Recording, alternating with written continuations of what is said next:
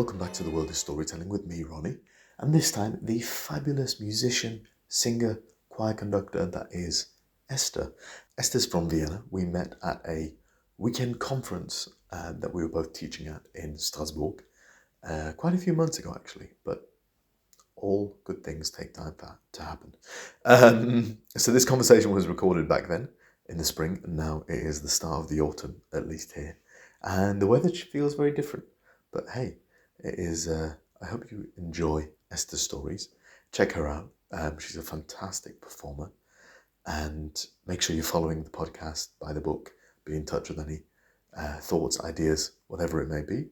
Yeah, keep following. There's so much more good stuff coming up. And for terrible joke of the episode, and this one, and the one in the previous episode with Madeline, both of these credit and kudos go to the fantastic Sheshtin Bergens, who always comes up with great/terrible jokes. And this one is, did you hear about the tree that decided to... Wait, I'd forgotten it. Here we go. What did the tree do when its bank closed? Oh, simple. It opened its own branch. Enjoy the podcast and have a wonderful, wonderful day. So tell the story, one that is true. Yeah. So what were you going to perform as? Schicksale. Yeah, okay, interesting. So, we're recording, by the way. Oh no. Well, we're in what used to be Germany. Yeah, and maybe one day it will be again. Gosh. So right now we are in Strasbourg. Ah, Strasbourg, huh? Ah, oui. It's very nice. We have a view of the European Parliament. And I don't know if you know, but we were actually teaching at a international seminar for Roma youth, and it's really nice. It's amazing people, and it's a lot of fun, and it's a beautiful town. So yeah. I'm really happy to be here. Now, you had some wonderful stories for us, and the first one you promised was one that I didn't hear, and I didn't hear it because you told it the other night. Yeah. I wanted to be there, but I shut my pants instead. So, will you be able to perhaps share it with me now?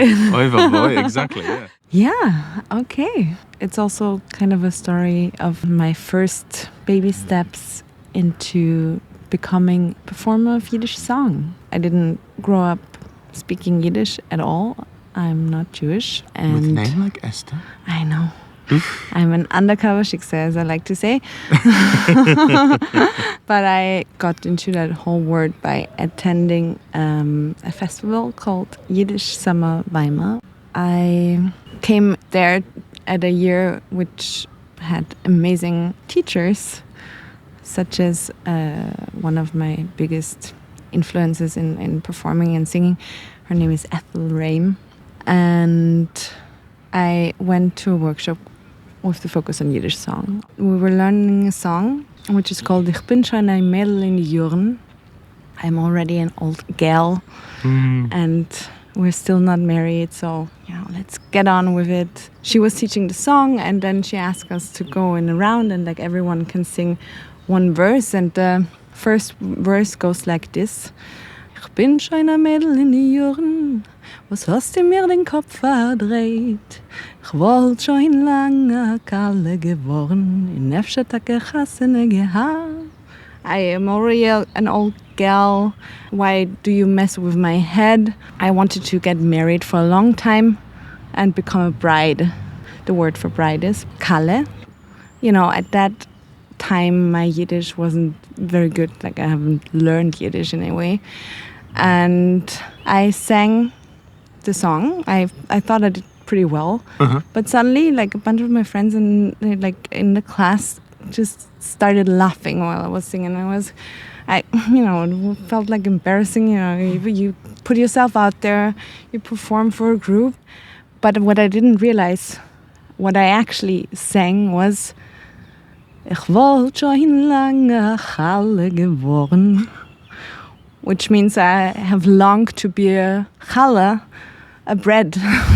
And well, I didn't quite realize that at the moment, and afterwards they told me, and then I understood why they were laughing, which obviously was not because of my vocal performance per se, but it was very funny but understandable mistake for a person who just starts off. I mean, it's not easy. Maybe I was hungry. And we all want to be loaves of bread, don't we? Exactly. Yeah. I mean, that's life, right? The wish to be a loaf of bread. I'll bring you a challah the next time I see you. Please. Yeah, you I make make it it yourself? Of course. Oh, nice. Absolutely. Yeah. A loaf of bread. I'm super curious about how it feels to be in quite a niche world such as Yiddish music. Mm-hmm. You hinted at the start, you said, you sometimes call yourself an undercover shiksa. Or there's perhaps a little bit of self, not reflection, like putting yourself down in that, and which seems like a shame. Once you actually become a performer and kind of your living starts to circle around that, of course you have also there are moments where you ask yourself why you do that. But on one hand, when I went to Weimar, I mean, maybe the teacher more, but the attendees, like the people who attend the workshops, are usually not Jewish, so I wasn't, the odd one out so much there. I think when I started to go to the international festivals, there's another one in Canada and in New York, it became a little different. Like the scene would be more Jewish than in Germany for, I don't know, some reasons. Some weird reason. Yeah. Yeah. Tune into the 1940s to find out more. But in that scenes, got a podcast about that. Coming up. Ooh. I've never ever felt not being welcomed or accepted. Last year I was at Class Canada again, and I talked to one person who said, it's also my right to take something back that was taken from me, that could have been part of me growing up and being around me in Austria if it hadn't been for the Holocaust. So that's something that I like to think about. Like I'm only whole with a lot of diversity around me, and different languages, different cultures, different styles, and taking it back. That's very, very beautiful. I'm going to dwell on that beauty for a second and then make a silly joke and say that was all because of the Holocaust. Exactly. Yeah. And you have a phenomenal voice, so it would be a shame for the Yiddish music world if you decided to step back from it at any point. My major at university was choral conducting. So, and it's, and another big part of what I'm doing these days is choir conducting and leading. We also had to sing in a choir, obviously, while we were doing that studies, and our choir had an exchange program with another choir from Helsinki. They came to visit us. We had a concert together in Vienna, and then the other time we actually went to Finland. It was in June, and in Vienna it was like it had been raining for, I don't know, weeks, and then we went to the north, to Finland, and it had like 30 degrees and sunshine, and the whole choir was completely burned after the first day of being in Helsinki. The prices of alcohol in Nordic countries are very high. And we were all students and we couldn't afford to drink, although we loved to do that. So the one night we were able to get ourselves completely wasted was when we had a concert at the Austrian embassy of Helsinki, and afterwards they served us a really nice dinner and free alcohol. Ooh. And yeah, and then we were also staying at a hostel which was right next to the Olympic Stadium the former Olympic Stadium of Helsinki, which also had a pool. So we were very burned up and very drunk, and we went back to our hostel and we realized, ooh, there is a pool. Maybe we should go there. Of course it wasn't open. No. It was like around 11 at night, I guess, or midnight, something. So we jumped the fence. We went into the pool. It was awesome. We had a really good time. And then 2 of my friends decided to climb up the little tower and go to the board where you can jump down from. And they jumped down, and the moment they hit the water, an alarm started. And we're like, shit, oh my god. We were getting out of the water, grabbing our stuff, running to the fences, trying to go over the fences. And then we already see like a police car coming. We're like, shit, and jumping over the fences, going down into the bushes and hiding in the bushes. Unfortunately, during this whole exciting exercise, I lost one of my really nice Austrian leather sandals. I didn't dare to go back at that time, obviously, so I came back soaking wet with one sandal.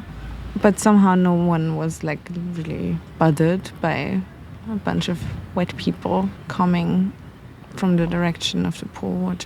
The police just went. But yeah, so they left us alone. And next morning I was like, what should I do about the sandal situation? And I wasn't sure. I thought it would be very conspicuous. Is that the right word? To go back there and ask for it. But yeah, I was like, whatever, I'll just do it. And I went and asked them if they, by any chance, had found a sandal. Like, no. And so I bought a ticket, went inside, found my sandal, and was very happy about that. Went back. Everything was great. And yeah, we had a really fun time, I guess. Sounds like it. And it makes for a good story. It does. So are we breaking into the pool of the European Parliament now? Yeah. On that note. Thank you very much for coming on to World of Storytelling, Esther. My pleasure. Thank you for inviting me. Of course. Some say the old ruins in the sand tell us every story will come to an end. But my dear, we can live what we tell. We are storytelling animals.